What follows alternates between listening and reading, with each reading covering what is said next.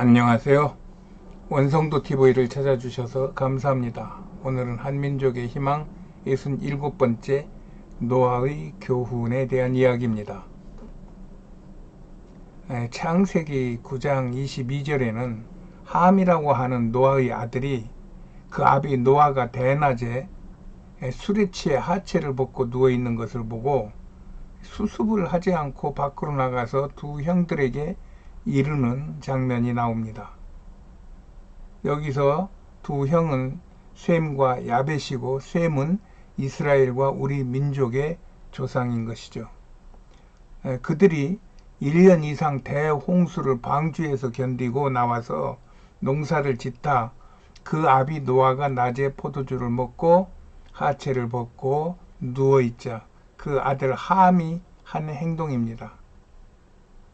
함은 그로 인하여 그 아버지 노아로부터 저주를 받게 됩니다.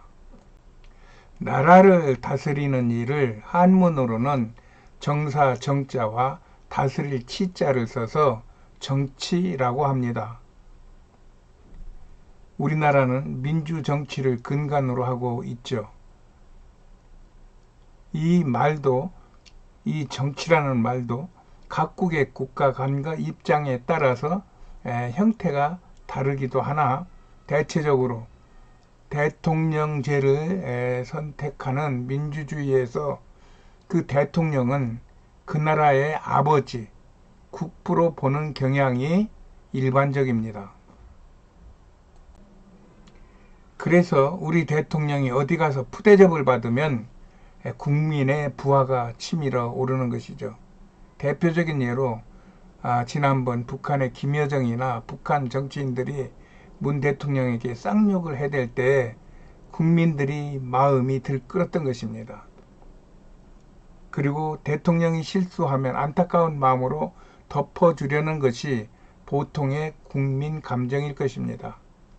이번에 윤 대통령이 미국에서 말실수를 한 것 같습니다. 공식 회담이 끝나고 나가면서 측근에게 지나가는 말로 한 것이 언론에서 그것의 내용을 좀 의도적으로 확대하고 왜곡해서 방송한 것 같습니다. 그로 인해 나라가 들끓고 있습니다. 그런 말의 진실과 거짓을 떠나서 그런 말이 국민 앞에 방송이 되면 나라가 어떻게 될 것인지를 불보던 뻔한 일인데 이것을 방송 나가기까지 최초 보고자로부터 최종 결재자까지 적어도 직접 책임 있는 사람들을 거쳤을 것인데 그 인텔리라는 기자들이 또 언론에 종사하는 고위 직종자들이 이것을 터뜨린 것은 어떻게 보면 함이 한 짓보다 훨씬 더 질이 나쁜 것이라고 볼 수 있어요. 함은 생각 없이 그냥 그 현상을 그 형들에게 일러 바쳤다면은 이 사람들은 어떤 생각을 가지고 그렇게까지 했음이 분명하기 때문입니다.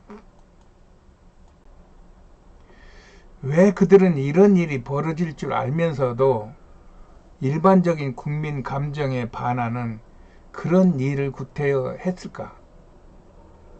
실수나 몰라서 그랬을 것으로 보이지는 않습니다. 그래서 생각해 봅니다. 지난 2020년 4월 15일에 있었던 제21대 총선의 선거부정재판이 6개월 시한이 그게 법에서 정해진 것이라는데 그런 법을 무시한 채 140건 모두가 대법원에서 2년 이상 계류되었다가 지난 7월에야 겨우 한 건만 그것도 기각시키고 나머지는 아직도 붙잡고 있는 일. 또 이재명 사건을 이렇게 오래 끌고 가는 일. 또 어떻게 보면 아주 간단하다고 일반적으로 생각할 수 있는 이준석의 사건을 이거를 그렇게 몇 달 동안씩 이게 가지고 있다가 공소시효 끝났습니다 하고 손을 놔버리는 일, 이런 일들을 생각하며 정상적이지 않은 힘들이 지금 국가기관을 붙잡고 국가기관을 옥죄고 있는 듯한 느낌을 안 받을 수가 없죠. 그것이 사법부까지 영향을 미친다고 하면은 이거는 지금 대한민국이 엄청난 처지에 놓여 있는 것이라고 보여집니다. 그러나 불법이 정의를 이기지 못하고 어둠이 빛을 이기지 못하듯이 저들이 마냥 잡고 있기에는 너무도 불안할 것 같습니다. 그리고 이 정권의 임기가 아직 너무 많이 남았다고 보는 것 같습니다. 그래서 이것을 한 번에 해결하기 위해서는 대통령을 포함한 정권을 흠집내어 그것들로 국민들을 선동하려는 것 같아요. 그런 조짐들이 지금 여기저기에서 보입니다. 그러나 대한민국은 요 4, 5년 사이에 많이 바뀌었죠. 전광훈 목사의 계몽으로 깨우친 국민들이 많이 생겼고, 또 전광훈 목사 역시 여전히 목숨 걸고 나라를 지키겠다며 이러한 불법적이고 비합리적인 것들을 국민들에게 알리고 있습니다. 이에 동참하는 국민들이 많이 생겼어요. 제가 느끼기에는 전광훈 목사의 뭐 편이고 안 편이를 떠나서 뭐 보수 무슨 뭐 개혁을 떠나서 좌파 우파를 떠나서 전광훈 목사가 이렇게 알리는 그런 사건들이나 내용들을 대체적으로 접수하는 또 이 공감하는 그런 비율이 한 60, 그리고 아니다, 전광훈이가 지금 엉뚱한 짓을 하고 있다, 알지도 못하면서 막 말을 떠벌리고 있다, 이렇게 하는 사람들이 40 이하의 그러한 비율을 가지고 있을 것 같습니다. 이것은 각종 그 데이터에, 여론조사 데이터에 이런 것들의 수치를 유심히 보면은 그것이 나타난다고 저는 생각하고 있어요. 그러므로 인하여 지난번 박근혜 대통령을 탄핵하던 그 촛불 사건 때 무엇도 모르고 촛불을 들었던 국민들과는 지금 많이 다른 상태로 이 계몽이 되어 있다는 말입니다. 나는 이런 상황 속에서 민주당에 바라는 것이 있어요.